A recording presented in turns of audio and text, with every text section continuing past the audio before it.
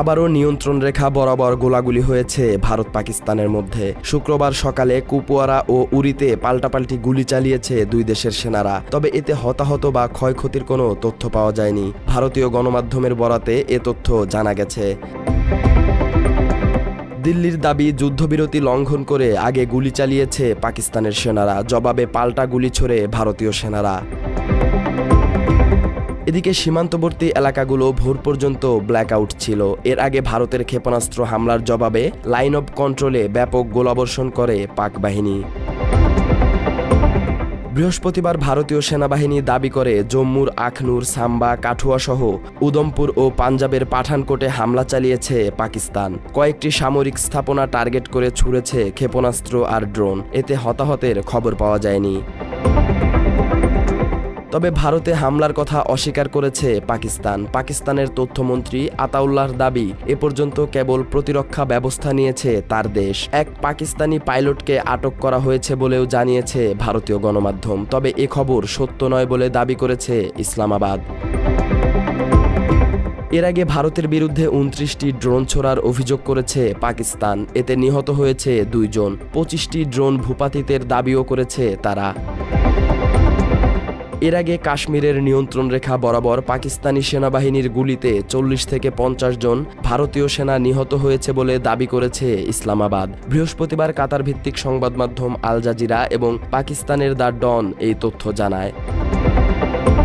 মাত্র ৩০% টাকায় জমির মালিক হয়ে নতুন বাংলাদেশের গড়ে তোলার স্বপ্ন দেখা বাংলা বসতি।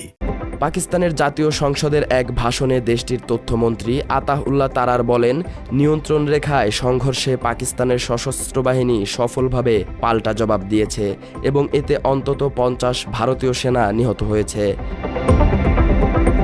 পাকিস্তান সেনাবাহিনীর মিডিয়া বিভাগ inter services public relations ISPR জানিয়েছে, প্রযুক্তিগত সরঞ্জাম ও অস্ত্র ব্যবহার করে এখন পর্যন্ত ২৫টি ইসরায়েলি তৈরি হারপ ড্রোন ভূপাতিত করেছে পাকিস্তান সেনাবাহিনী। এসব ড্রোন ভারত থেকে নিক্ষেপ করা হয়েছিল।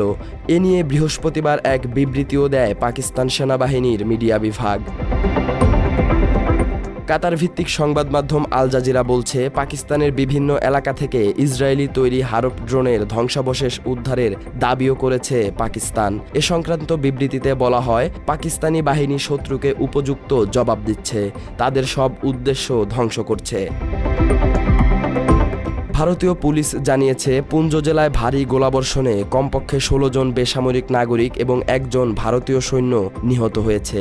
ভারত জানায়, পাকিস্তানের এই হামলার জবাবে তারা পাল্টা আক্রমণে লাহোর সহ একাধিক শহরের সামরিক স্থাপনায় হামলা চালিয়েছে। এর মধ্যে পাকিস্তানের আকাশ প্রতিরক্ষা ব্যবস্থাকে বিশেষভাবে লক্ষ্যবস্তু বানানো হয়েছে। মঙ্গলবার রাত ১:৩০টার দিকে অপারেশন সিঁদুর এর আওতায় পাকিস্তান ও পাকিস্তান অধিকৃত কাশ্মীরের অন্তত ৯টি শহরে একযোগে হামলা চালায় ভারত। এর পাল্টা জবাবে ভারতের ৪০ থেকে ৫০ সেনাকে হত্যা করল পাকিস্তান। এছাড়া ইসরায়েলি তৈরি ২৫টি ড্রোন ভূপাতিত করল ইসলামাবাদ। ভারতের ৩টি রাফাল, একটি মিগ-29 এবং একটি সু-30, একটি অত্যাধুনিক ড্রোন যুদ্ধবিমান ধ্বংস করার দাবি করেছে পাকিস্তান। এছাড়া ভারতের একটি ব্রিগেড হেডকোয়ার্টার ধ্বংস করার দাবিও করেছে ইসলামাবাদ।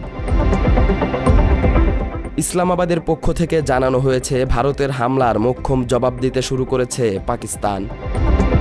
সালাউদ্দিন সাজু, বাংলা এডিশন।